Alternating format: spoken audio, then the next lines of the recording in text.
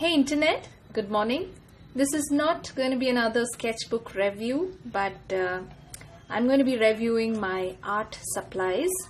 After I started sketching and doodling, I've had the chance to try a lot of pens and pencils and art supplies from various stores and various places I traveled to, and I thought it would be a good idea to put together the basic set of art supplies which you may want to own if you're sketching in pen and ink and with watercolor backup.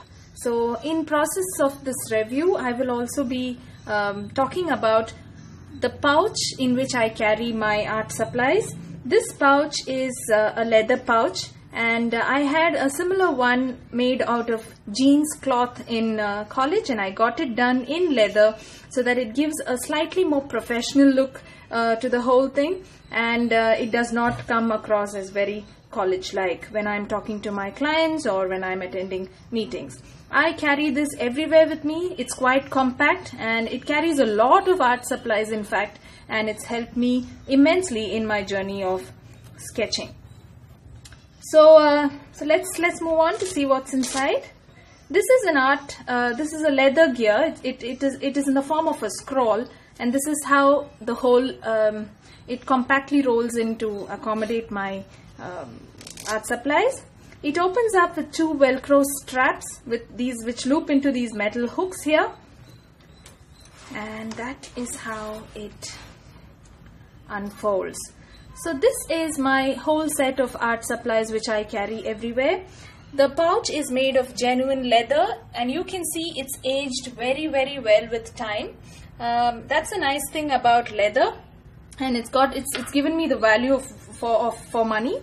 There are quite interesting details to this pouch which make it work the way it does and makes it an extremely convenient object to have with you. The first one is the suede patch of cloth which is stitched around the top of the pens. This works like a blotter or an absorber of any ink that may ooze out or leak from the pens which I carry. The second nice thing about the pouch is this little slot here where I place my eraser.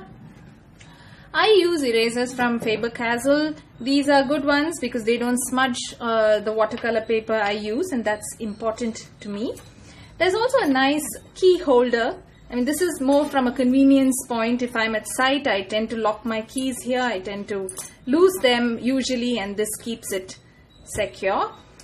So there are 11 slots for the pens here, and the 11 pens I'm presenting today are very carefully chosen, thought about, and then presented to you. So the top of my list, on the top of my list is a Staedtler pencil. This is a must-have for all architects. I have used many versions of this right from when I was in college. Staedtler is a German brand, and this is popularly called the architect's pencil. I use this for sketching, for shading, and writing as well. Quite sturdy and is a must-have in your kit. The next two pens are again from Staedtler, but these are more writing pens which I use for sketching. These are called Tri Plus fine liners. They come in an assortment of colors, but they are non-permanent ink, which means they tend to wash off with when you layer water over it. So I don't recommend it for watercolor lining, but they come in a lot of colors, but I tend to gravitate towards black and red. It's a very convenient piece to have for quick sketches.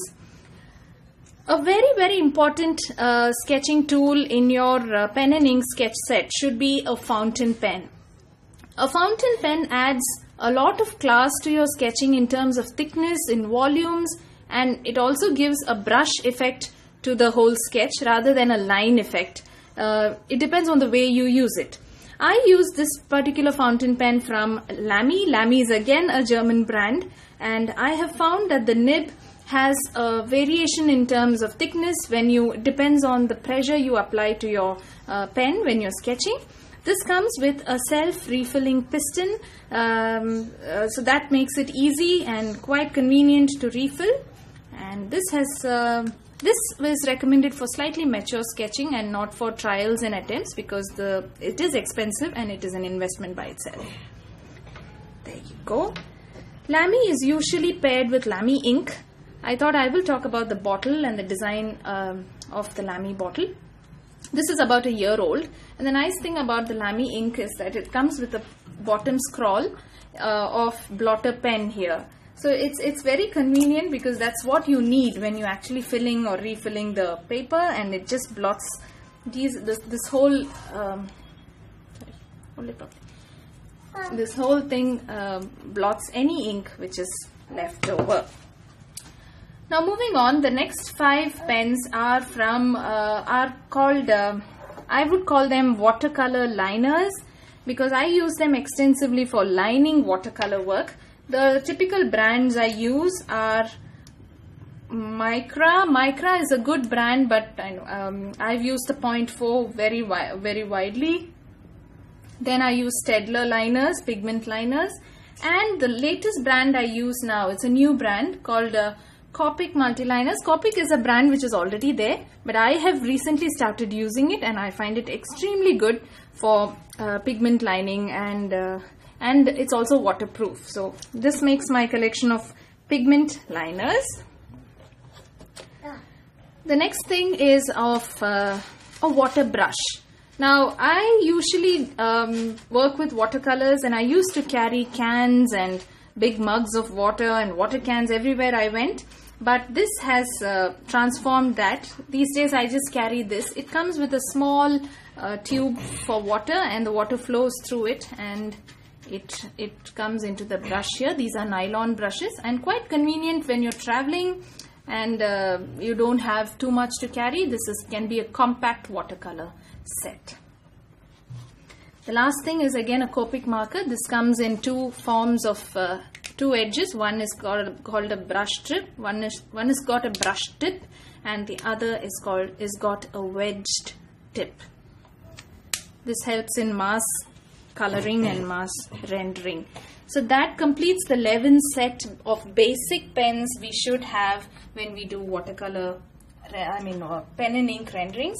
And to complement this set, I usually, in my small convenient pouch here, I carry a small watercolor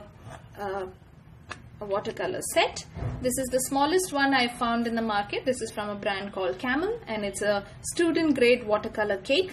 But it's good for travel sketching when you are on the move and you can't really carry those huge tubes. This comes in very handy. And I also have a compass. As you're an architect, when you go to sites, you tend to use a lot of the compass. Now these days they are available on the phone, but this has stuck to me and I preserve it the way it is. So that completes the whole set now. And there's one more pouch I have to talk to you about. There's a big huge dump pouch here. You can dump pens which don't fit this or are too thin for this set. I usually carry extra water brushes and probably the longer brushes and thinner brushes which don't fit into slots here. And it's always good to have a rag cloth with you for any kind of emergency, blotting, wiping, water pouring. It makes sense to carry a rag cloth. With that, let's wind up and let's roll them back to see how it kind of fits into my bag. That's how it tightens around. And yes, this completes the review of my architect sketching gear, and I hope you enjoyed it. If you have enjoyed it, do not fail to write a comment or leave a comment below. I would love to know what you think, and give it a thumbs up. See you in the next video. Goodbye.